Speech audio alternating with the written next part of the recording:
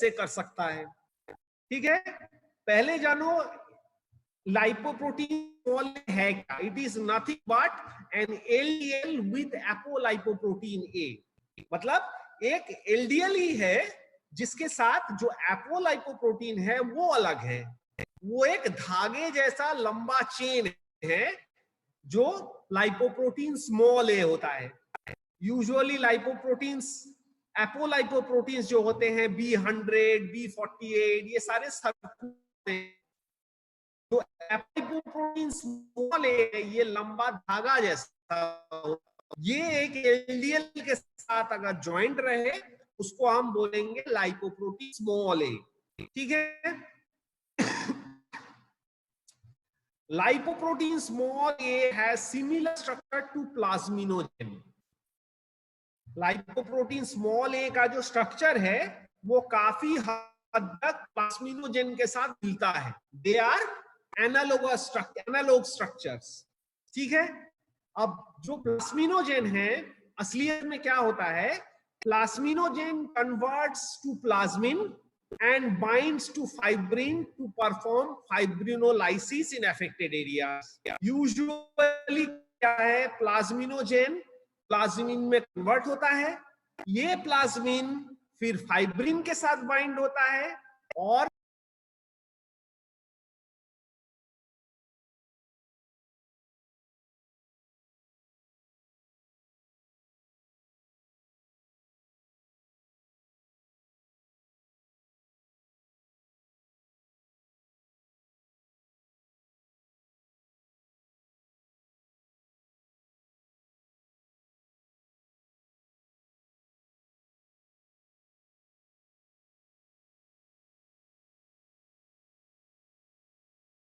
On the fibrin, वो fibrin के साथ बाइंड हो जाता है, प्लाज्मिन बाइंड नहीं हो पाता। देखो on your left side plasminogen activates to plasmin, plasmin binds to fibrin, fibrin क्या कर रहा है, फाइब्रिन लाइसिस कर रहा है, मतलब फाइब्रिनोलाइसिस कर रहा है। ये यूजुअली होता है हमारे शरीर में। बट राइट साइड वाला स्लाइड देखो, अगर वहां पे लिपोप्रोटीन स्मॉल आ गया, देखो अगर वहां पे एपोलिपोप्रोटीन स्मॉल ए आ गया तो एपोलिपोप्रोटीन स्मॉल ए का structure is homologous with plasminogen. तो प्लाज्मिन अब फाइब्रिन के साथ बाइंड नहीं करेगा, कौन बाइंड करेगा, एपोलिपोप्रोटीन स्मॉल ए अब फाइब्रिन के साथ बाइंड करेगा। Small lipoprotein small a binds to fibrin and inhibits plasminogen activation, जिसकी वजह से फाइब्रिन नॉट लाइज्ड, अब फाइब्रिनोजेन फाइब्रिनोलाइसिस नहीं हो पाएगा। तो हमारे हार्ट का जो ब्लॉक था वो मेंटेन रहा, हटा नहीं। ठीक है, तो लाइपोप्रोटीन स्मॉल ए का काम है फाइब्रिनोलाइसिस को ब्लॉक करना ताकि प्लाक मेंटेन रहे। गॉट दिस वन, समझ में आ रहा है? चलो moving to the next slide.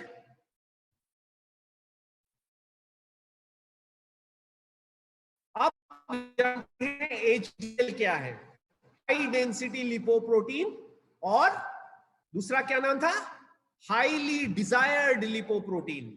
हम चाहते हैं कि हमारा HDL बढ़ा हुआ रहे। क्यों?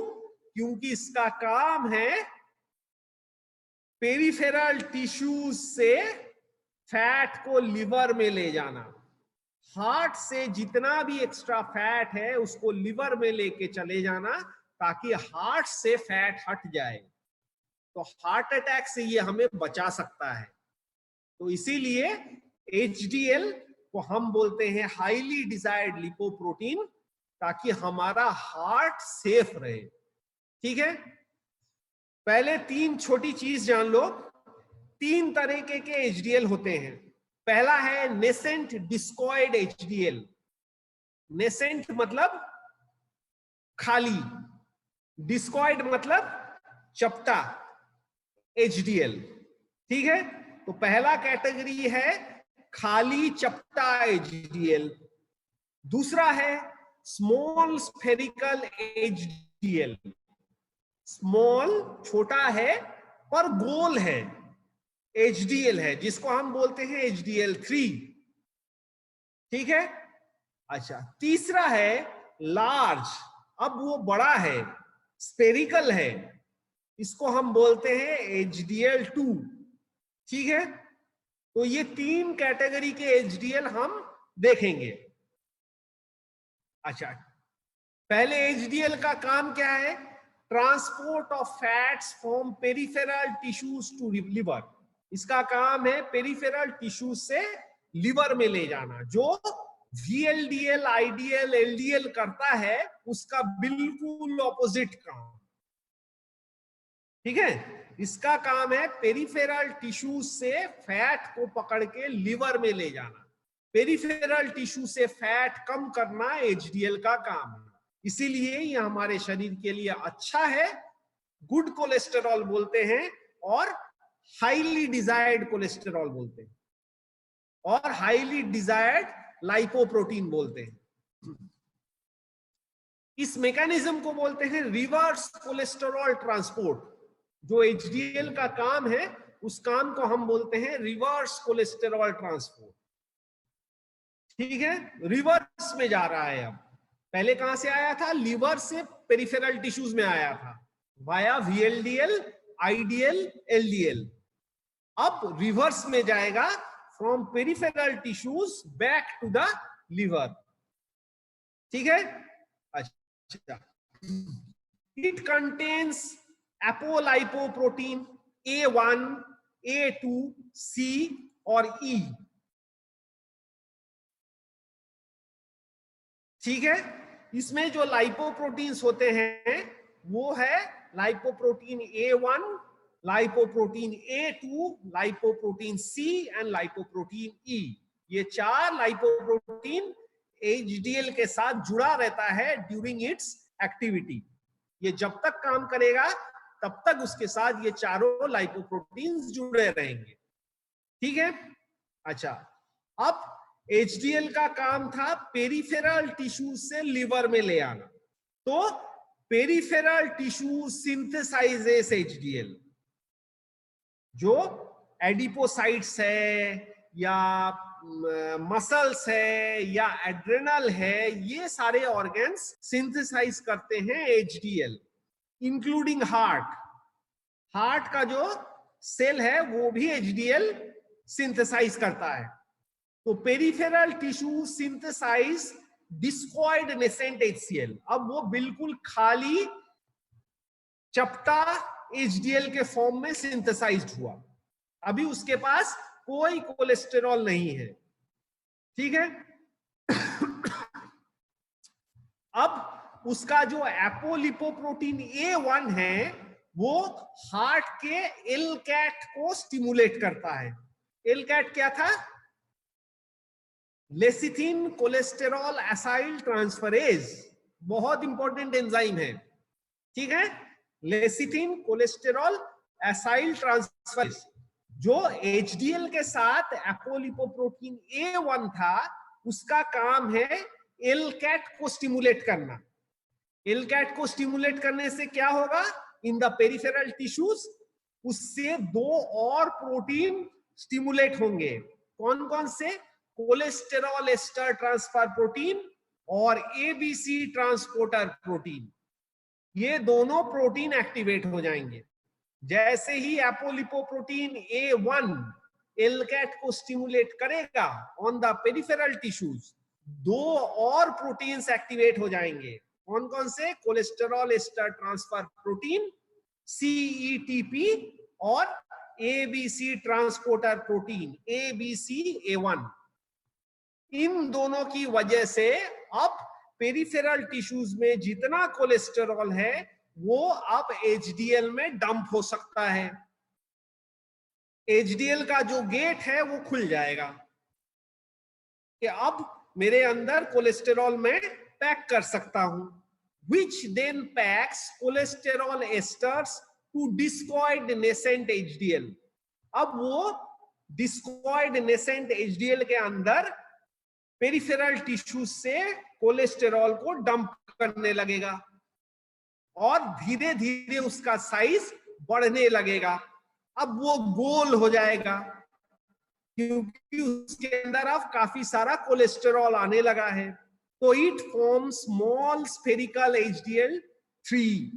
अब वो HDL3 में कन्वर्ट हो जाता है। तो HDL1 कौन सा था? नेसेंट डिस्कॉइड HDL, जिसमें एपोलिपोप्रोटीन A1 था जो LCAT को स्टिमुलेट किया, जिसकी वजह से कोलेस्टेरॉल एस्टर ट्रांसफर प्रोटीन और ABC ट्रांसपोर्टर प्रोटीन एक्टिवेट हुआ और कोलेस्टेरॉल को डंप करने में मदद किया। जैसे ही नेसेंट डिस्कॉइड HDL के अंदर कोलेस्टेरॉल डंप होने लगा, उसका साइज धीरे धीरे स्फेरिकल होने लगा। उसको हम बोलेंगे spherical HDL3।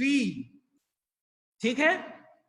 As more and more cholesterol ester is packed, the size increases. अब स्फेरिकल HDL3 के अंदर और कोलेस्ट्रॉल डंप होने लगा, उसका साइज धीरे धीरे छोटे से और बढ़ने लगा। ठीक है? अब वो बन गया लार्ज स्फेरिकल HDL2। अब उसको हम बोलते हैं लार्ज स्फेरिकल HDL2। ठीक है? This is finally taken up by liver. अब ये जो लार्ज स्फेरिकल HDL2 है, इसको हमारे लिवर में ले लिया जाता है by the help of hepatic triglyceride lipase. अब वहां पे ये बहुत इंपॉर्टेंट एंजाइम आता है, हेपेटिक ट्राइग्लिसराइड लाइपेज, जो लार्ज स्फेरिकल HDL को लिवर के अंदर एब्जॉर्ब करने में मदद करता है। ठीक है? अच्छा, उसके साथ एक दूसरा प्रोटीन है जिसको बोलते हैं स्कैवेंजर रिसेप्टर B1। ये एक रिसेप्टर है। इस रिसेप्टर पे जब तक लार्ज स्फेरिकल HDL बाइंड नहीं होगा, तब तक वो लिवर के अंदर आ नहीं पाएगा। ठीक है? तो हेपेटिक ट्राइग्लिसराइड लाइपेज जो एंजाइम है, वो ब्रेक करेगा और स्कैवेंजर रिसेप्टर B1 उसको ग्रैब करेगा। तो ultimately large spherical HDL2 liver के म्यूकोसा में जाके अटैच हो जाएगा और उसके अंदर एंडोसाइटोसिस की मदद से अंदर चला जाएगा। ठीक? Next, HDL is hydrolyzed and used for bile synthesis or esterified with PUFA and being excreted with bile. अब इस सारे HDL के कोलेस्ट्रॉल का क्या करेंगे हम? लिवर में आया, लिवर से ही वो गया था पेरिफेरल टिश्यूज में VLDL, IDL, LDL की मदद से। अब वो वापस आ गया लिवर में, मतलब ये शरीर में जरूरत इसकी नहीं है। तो इसको अब हमारा शरीर या तो बाइल एसिड्स में, बाइल सिंथेसिस में इस्तेमाल करेगा, या उसको अनसैचुरेटेड फैटी एसिड के साथ कंबाइन करेगा और बाइल के थ्रू निकाल देगा। तो देखो, पूफा जो है पॉली अनसैचुरेटेड फैटी एसिड, इसका काम है esterification of fats and excretion through bile, है कि नहीं?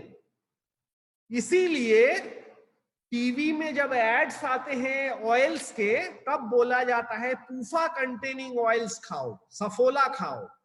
इसीलिए बोलते हैं क्योंकि सफोला में पूफा की मात्रा ज्यादा है, और पूफा क्या करेगा? कोलेस्टेरॉल को एस्टरिफाई करके बाइल के थ्रू निकालने में मदद करेगा। तो कोलेस्टेरॉल लेवल घट जाएगा शरीर का, तो हार्ट डिजीजेस होने के चांसेस कम होंगे। ठीक है? तो ये HDL का मैकेनिज्म हो गया। Moving to the next slide. अब आते हैं मेन मुद्दे पे, एथेरोस्क्लेरोसिस। कौन कॉज करता है? Because of LDL, low density lipoprotein की वजह से एथेरोस्क्लेरोसिस होता है। सबसे पहले एथेरोस्क्लेरोसिस क्या है? It is a life-threatening disease which may have started developing from childhood. जो हमारे बचपन से हो सकता है हमारे शरीर में डेवलप होना शुरू हो गया है। हो सकता है सत्यम का भी हार्ट ब्लॉक मिले, है कि नहीं? मिल सकता है, मिल सकता है। Nobody knows. हार्ट चेक करवाया? सत्यम नहीं हो सकता है, because we hardly check our LDL, है कि नहीं? लास्ट कब चेक करवाया था LDL? How many of you have checked your LDL? None of you. तो हम चेक नहीं करते हैं, जब तक हमें दिक्कत नहीं होती तब तक हम चेक नहीं करते।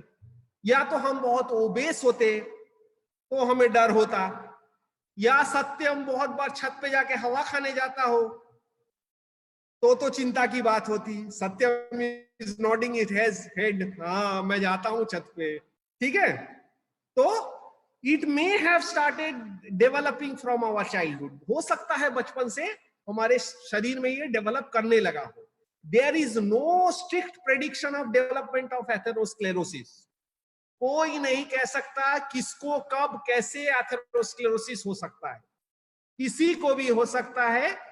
अगर हमारा लाइफस्टाइल खराब है तो हमें हो सकता है, ठीक है। अच्छा, it is a condition where lipid plaques form inside the walls of arteries. जैसे मैंने कहा था, जो सबसे इनर वॉल है ट्यूनिका इंटीमा, वहां पे ये फैट डिपोजिशन होके प्लाक बनता है, ठीक है।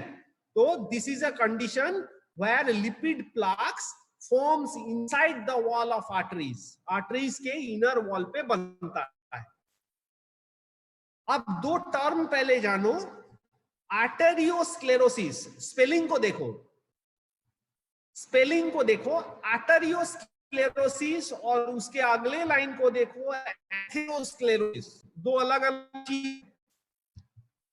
आर्टेरियोस्क्लेरोसिस मतलब आर्टरीज को हार्ड हो जाना। Atherosclerosis means hardening of arteries due to deposition of collagen, elastin and calcium. मतलब कोलाजेन, इलास्टिन और कैल्शियम जमा होने की वजह से हमारा